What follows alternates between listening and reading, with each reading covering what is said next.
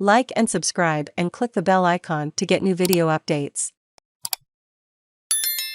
Obi Wan Kenobi'S most interesting character is its unhinged antagonist. For much of Obi Wan Kenobi'S pre-release build-up, the focus was rightly on how time has changed Ewan McGregor's titular Jedi, and the eventual round 2 he'd have with Anakin Skywalker. But this being Star Wars in the Disney era, the trailers hid what the show would actually be about, so as to fuel speculation and make waiting up all night for a new episode to drop on a weekly basis worth it. Whether or not that marketing tactic works and how often it should be used is another discussion for another time, but in the context of this show, at least one thing the show hid was probably for the best: its lead villain fucking rules. Obi Wan Kenobi is set between the prequels and the original trilogy, meaning the Empire has resorted to Sith Inquisitors to hunt down the Jedi or kidnap Force-sensitive kids. The Inquisitors served as the primary antagonists for the first half of Star Wars Rebels, along with the 2019 video game Jedi Fallen Order, but in those contexts, they were not exactly what you'd call interesting antagonists. Like several villains in this franchise, they had cool outfits but little else to speak about, and the franchise frankly hadn't done much to characterize them. For several of them, it was only shortly before they died that they actually get some depth. This happened with the Grand Inquisitor in Rebels, despite a strong vocal performance from Jason Isaacs and the fact that the character was well implemented throughout that first season.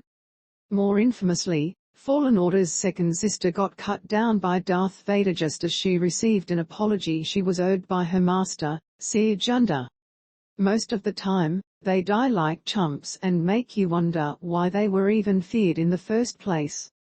In Obi Wan Kenobi, a quartet of Inquisitors are hunting Kenobi down, but the most important of them all is Moses Ingram's Reva, also known as the third sister. Where the other Inquisitors let their intimidating presence instill fear in the people around them, she uses her lightsaber to cut off a civilian's hand and loudly announces her intentions to kill Owen, Joel Edgerton, and his family. If Tatooine's people don't produce a Jedi, the people of Tatooine don't like her, and even her own coworkers don't like her very much. Her superiors, the Grand Inquisitor, here played by Rupert Friend, and the fifth brother, son Kang, dress her down throughout the first 2 episodes, and she visibly chafes from their verbal needling. Without even saying it, you get the impression that she absolutely has fantasies of slicing up the other Inquisitors. What makes Reva great, or at least a fascinating character to watch, is that she is completely obsessed with catching Kenobi. Her motives aren't clear, but she very clearly has an axe to grind with the man, something he's had experience with in the past. According to the fifth brother, the Inquisitors have been hunting the man down for a decade and coming up short, something you can feel as Reva takes increasingly unhinged moves to hunt him down.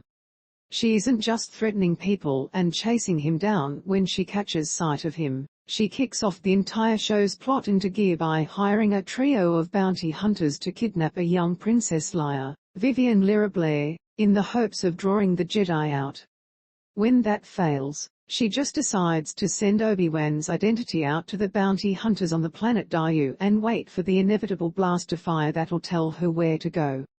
And once that inevitably happens, she parkours across the rooftops like a Terminator with a cape, doing acrobatic feats for no real reason. The ending of episode 2 has Reva searching for Kenobi in an empty spaceport, equal parts determined cop and slasher movie villain who's cornered her prey. To draw him out, she tells the Jedi that she has orders from Darth Vader to bring him in alive. From the stunned silence at the Nama drop, she cloyingly says, "You didn't know, he's alive, Obi-Wan. Anakin Skywalker is alive." She's delighting in getting to mess with him in this way, and the camera work and lighting do a great job of making that revelation feel like a gut punch for Obi-Wan. For him, this news stops him dead in his tracks, long enough to make you think she may actually get the drop on him. She doesn't, of course, because the Grand Inquisitor shows up to berate her. Rather than put up with it though, Reva, who he referred to as the least of us earlier in the episode, runs him through with her lightsaber. She doesn't get her prey, but she gets one over on her abusive boss, And that's something to celebrate.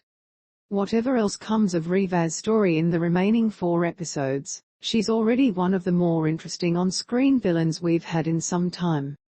Moses gives her a unique presence that stands out among the more reserved Inquisitors that,